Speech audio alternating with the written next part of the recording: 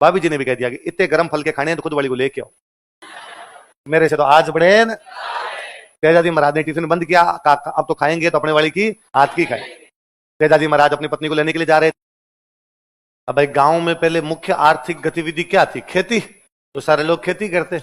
आज पश्चिमी राजस्थान में खेती करनी थोड़ी टफ हो जाए क्योंकि गर्मी बहुत भयंकर पड़ती है, इसलिए यदि खेत का काम करना हो तो सुबह जल्दी उठ के करो या शाम को करो। दोपहर में तो सूर्य भगवान एकदम ऊपर आ जाएंगे और आपको काम करने नहीं देंगे। इसलिए अक्सर जब गांव में हल वगैरह चलाने के लिए जाते तो सुबह जल्दी उठ के जाते कि 5 बजे उठे, फल लेकर रवाना हुए, 6 बजे भी खेत में पहुंच गए। 6 बजे गर्मियों के अंदर दिन उगना शुरू हो जाता है, 5 बजे उग जाता लगभग। अब खेत में काम करो 10-11 बजे तक कर लो, 11 बजे बाद में सूर्य भगवान करने नहीं देंगे, रेस्ट कर लो। और बाद में 3-1 बजे सूर्य भगवान तो ढलने लगे तो वापस आ जाओ, 6-7 बजे तक काम करके घर आ जाओ। अब यदि कोई बंदा सुबह 5 बजे उठ के खेत में काम करने के लिए जाए तो खाना खा के नहीं जाएगा, पर न तो इतनी जल्दी भाएगा और इतनी जल्दी बनाएगा भी कौन। तो अक्सर क्या होता है गांव में, यदि पुरुष जब काम करने के लिए चले जाते तो महिलाएं पीछे से खाना लेके जाती। गांव में कहते बातों, महिलाएं क्या लेके जाती है? बाता। तेजाजी महाराज की शादी हो रखी थी पेमल के साथ, पर मुकलावा नहीं हुआ था। मुकलावा समझते हो?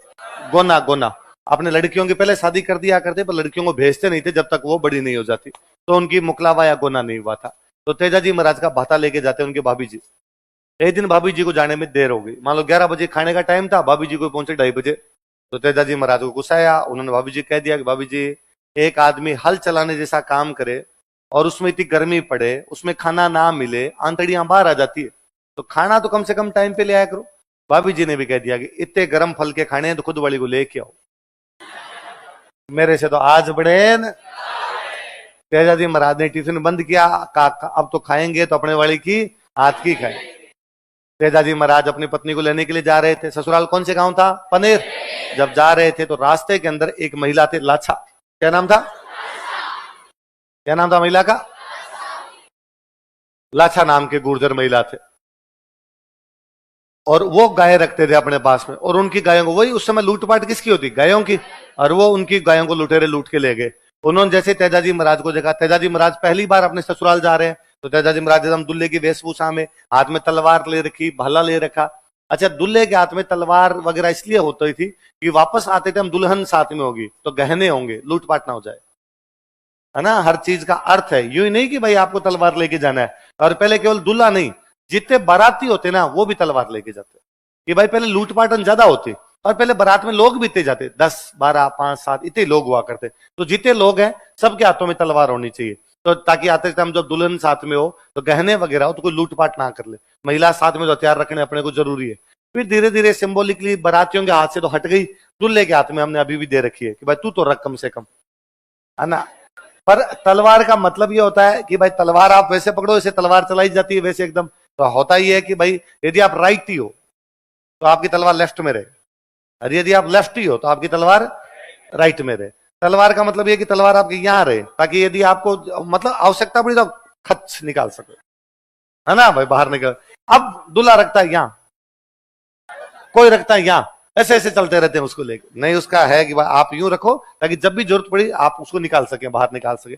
पर अब धीरे धीरे रीति रिवाज कमजोर पड़ते जाते हैं, उन चीजों का अर्थ भी नहीं रहता है कोई, तो अपने आप ही चीजें धूमिल होती चली जाती है। तेजाजी महाराज जा रहे थे तो उनके हाथ में तलवार एंड भालान देके वो लाछा जो थे उन्होंने कहा कि भाई तुम मेरे धर्म के भाई हो, मेरी गायों को लुटेरे ले गए, तुम मेरी गायों को बचा के लाओ। तो तेजाजी महाराज उन लुटेरों का पीछा करते हैं और गायों को बचा के लेके आते हैं। पर जब तेजाजी महाराज जा रहे थे तो रास्ते में एक कोई सांप जल रहा था। अच्छा, सांप के बारे में कहा जाता है कि सांप को मारने के बाद उसको जला देना चाहिए। यदि आप सांप को जलाते नहीं हो तो सांप वापस जिंदा हो जाता है, और जिसने उसको मारा था उसकी तस्वीर आंखों में उतार लेता है और जानी दुश्मन बन जाता है। क्या बन जाता है? चुन चुन के बदले लेता है भाई साहब। और यदि आप सांप को जला देते हो तो सांप को मोक्ष मिल जाती है। तो सांप जल रहा था, तेजाजी महाराज को लगा बेचारा जानवर जल रहा है, तो उन्होंने अपने भाले से उसको बाहर निकाल दिया। बाहर निकाल दिया, सांप ने कहा अरे तेजाजी ये क्या किया आपने, मेरे को मोक्ष मिलने वाली थी, बस स्वर्ग के द्वार पे ही था मैं, और आप वापस ले आए मेरे को, तो वापस जिंदा होना पड़ेगा, मेरे को वापस ये यहाँ पर धरती पे रहना पड़ेगा। तेजाजी महाराज ने कहा सॉरी ब्रो, गलती हो गई यार, मेरे को नहीं पता था ऐसी बात है, और यदि मैंने तेरे खिलाफ कोई गलती की है तो मैं दंड भुगतने के लिए तैयार हूं। पर मैं एक बार लाछा को वचन दे के आऊं कि उनकी गायें बचा के लाऊंगा, एक बार उनकी गायें बचा दूं फिर मैं तेरे पास आ जाऊंगा। गायें बचाते हैं, बाद में सांप के पास जाते हैं कि तू जो चाहे मुझे दंड दे सकता है, मैंने तेरे खिलाफ गलती की है। सांप ने कहा भाई मैं तो क्या दंड दूंगा, मैं तो डंक मारूंगा। पर अब तो मैं डंक भी कहां मारूं, तेरे तो खून निकल रहा है, तो युद्ध में घायल हो गया भयंकर। तो तेजाजी ने कहा भाई बाकी सब जगह तो तलवार लग जाती, जीप पे तो नहीं लगती, तो तुम मेरे जीप पे डंक मार लो। तो आप जितनी तेजाजी की फोटो देखेंगे उनमें सांप कहां डंक मार रहा है। पर तेजाजी महाराज ने कहा आज मेरी सांप के काटने से मृत्यु हो रही है, आइंदा से मैं धरती पर किसी को सांप के काटने से मरने, जैसे हम गोगा जी को सर्प रक्षक देवता के रूप में पूछते हैं, वैसे हम तेजाजी को भी किस रूप में पूछते हैं। बोले बड़ी बात।